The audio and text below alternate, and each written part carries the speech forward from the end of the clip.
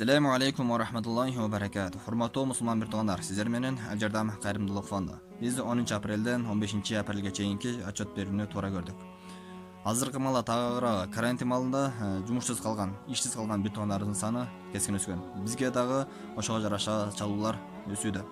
Биз алардын ар бирине жардам бергенге аракет кылып жатабыз. Албетте, бул сиздердин жардамыңыздар менен. Биз Сбербанк жана Эсом катчыгыбызга чогулган акчаны аларга жеткирип бере албасак дагы, аларга банк аркылуу же интернет аркылуу акча которуп, бир аз дары-дармегини жана продуктуга жардам берип жатабыз.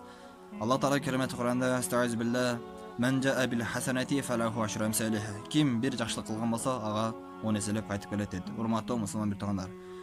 Берген садакаңыздарды, нафакаңыздарды Алла Таала кабыл кылып, акыретте 10 эселеп берген болсун.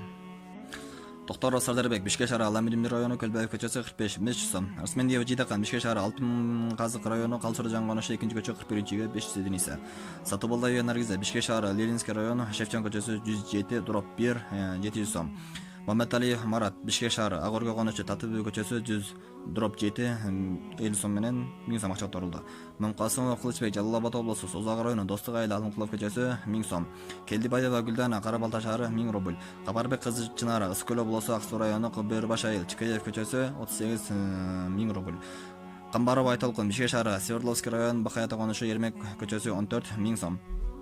Беримкулова Фатима Баткен облусу Сүлүктүү шаары Советский көчөсү 78 Сбербанк менен 1000 рубль. Жайылова Рыскүл Бишкек шаары Аламидин району Муса Жалил 213А 1000 сом. Жалпы саны Сбербанктан 3000 сом, эл сомдон 5700 сом, жалпы саны 8700 сом. Урматтуу мусулман birto'g'anlar, берген садакаңыздардан нафакаңыздар Алла Таала кабыл кылып акыретте тоодой соптор менен берген. Шукран я Рабби, шукран.